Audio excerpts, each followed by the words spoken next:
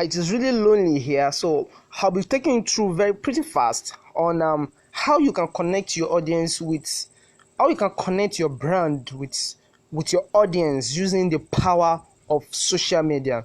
Social media is really key in this century of ours because if you look at the demographic, the population of people who are using social media now, you really need to see the power that you don't have to underestimate the power of social media. You don't have to look down on social media at this century of ours if you really mean business. Now, take for instance, look at the population of people that are on Facebook. So it means if you can make a product, say you want to sell your product for any amount you pick to sell your product, and you want to connect your product to a particular audience, and you are sure if you could get a target, if you target your audience very well and you look at them, you can send your product with no cost and send it to a particular group, and you will be able to initiate your transaction, make them pay, and end your transaction and continue your relationship with them via Facebook. How much have you spent in trying to connect with your, even not for the data you used and the likes? So now you will see that Facebook, Twitter, Instagram, TikTok, YouTube, all of these media platforms have varying audiences. For instance, now it was researched that it is seniors, people around of higher age, the 30s, the 40s, 50s, that are more active on Facebook right now. You can check the stats yourself. And people who are younger are those who use TikTok nowadays. And for YouTube, it is of mixed range. It is of mixed age. So whatever platform you would be picking, I'll be talking about the platform you should be picking right now. But before I go on, these are some of the things we'll be talking about this night. I have introduced what social media is about, the demographics of social media, and I'll be talking about why you should the ones you should go for. The one you should go for. I'll be talking about the relationship between social media and multimedia. And in this section, if you still have time, I would still be going on what you should be posting. And this is really true because you really need to know what you should be posting at what time. So next, I will be talking about the various ways of posting, then how to schedule your posting, how to manage your resources in posting, and the likes. So now let us quickly go on to why you should make sure you don't underestimate the use, or what are people using social media to do, apart from the fact that they are connecting with their customers. Look at Coke, for instance.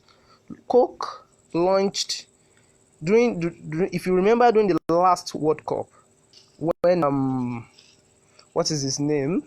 I can't remember his name.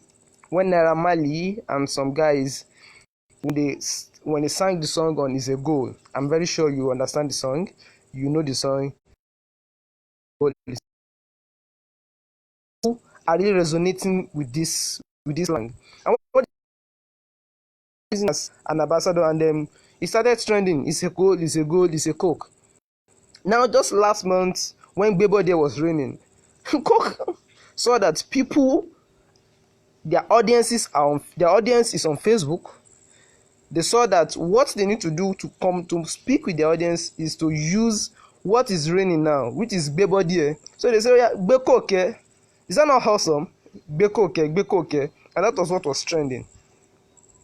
So which means if you are a business outfit, you need to know where your customers are and stay relevant with whatever they are doing online. Now, another reason why you should own a platform, I'll be really generic now. I won't say which one I'll be talking about a specific one for now. But for branding purpose. For branding purpose, you want to showcase what you are doing in your business. You own a fashion store, you own a cake, you bake cake, you sell things, you talk of it. You need to showcase to people what you are doing. So if you don't have a business outfit, you might be thinking, well, I don't need to be relevant. I don't need to take social media too serious. I don't need to take it. But okay, I'll tell you a story now. Yesterday, somebody was chatting me up and was saying, okay, I want to meet you. I said, okay, I'm fine. But I did not have the time to discuss with the person because it was kind of late in the night. So what I did was, they said, how can I meet you? I said, okay. I copied my link, my official Instagram link, and I sent it to the person. And I was like, wow. This person went through my Instagram profile and I was like, wow. So in a few minutes, I'll be able to tell the person who I am, what I do, and what he can expect from me. So it is really key. Even if you don't have a business outfit, you need to maintain a social media profile, a social media presence for yourself. I just talked of LinkedIn. I didn't send my Facebook profile. I sent my LinkedIn profile. So now, another reason is for having a social media account or social media, or any of the social media platform, is for you to have a wider outreach to the audience. Now, imagine if you own a fashion store, you sell clothes. How much will it cost you to make billboards around your area? Now get it. Do the math. Do billboards around your area to advertise for them. When you make billboards, then around your city, around your state, not to even talk of the entire Nigeria or entire country you have, which means that the amount you reach, the amount you spend, the cost you spend on making people see on brand awareness cannot be comparable to the fact that you can set up a professional account, Facebook, Twitter, Instagram, YouTube, what have you, and in no time you will be able to reach 200,000, 300,000, 500,000, 1 million, 2 million, 5 million followers, and you'll be able to sell to them. I'll be taking you through how you can scale gradually from having 1 follower, 2 follower to thousands and millions of subscribers in a moment.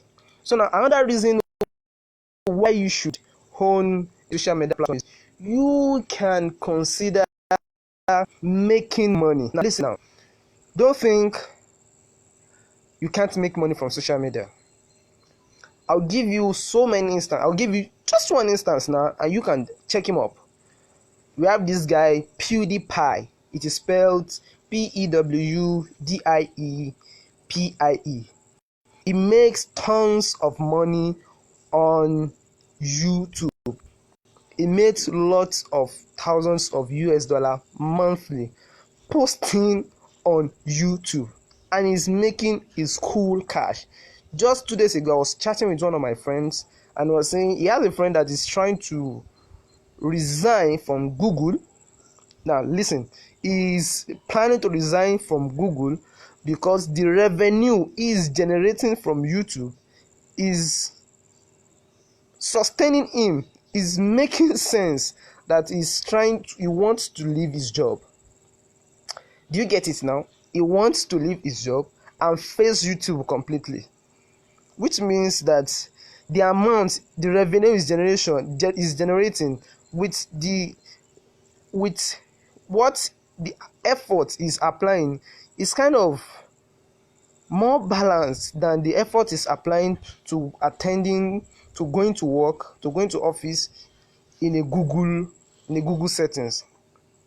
There's another guy, Nas Daily. You can also check him up on YouTube. He actually resigned.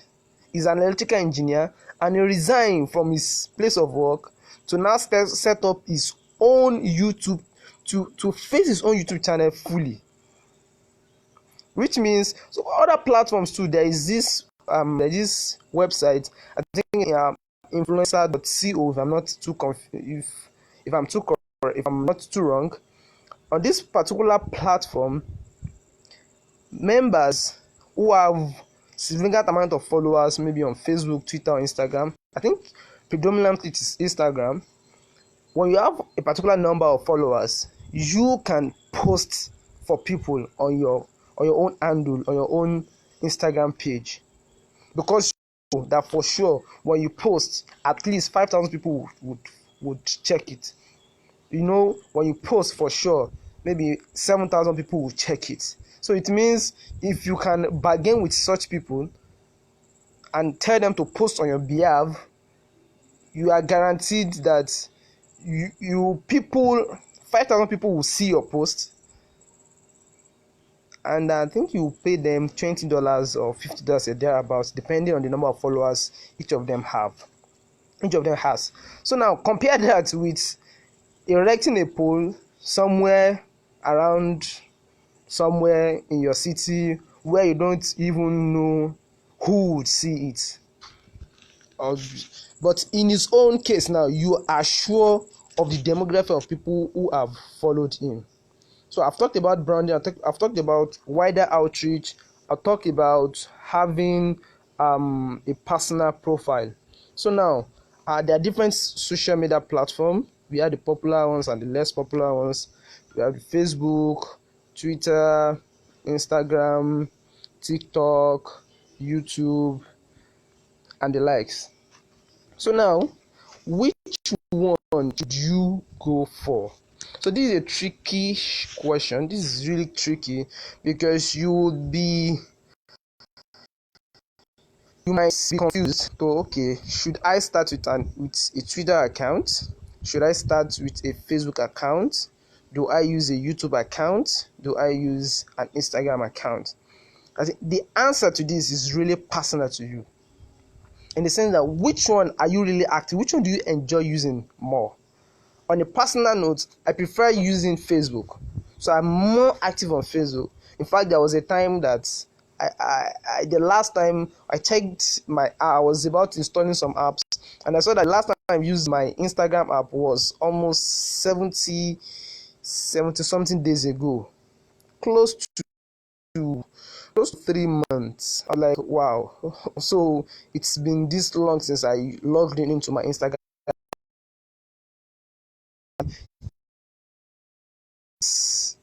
If I want to start launch my own business, for instance, now I have my own mini accounts that I run, but I just created the Instagram account, posted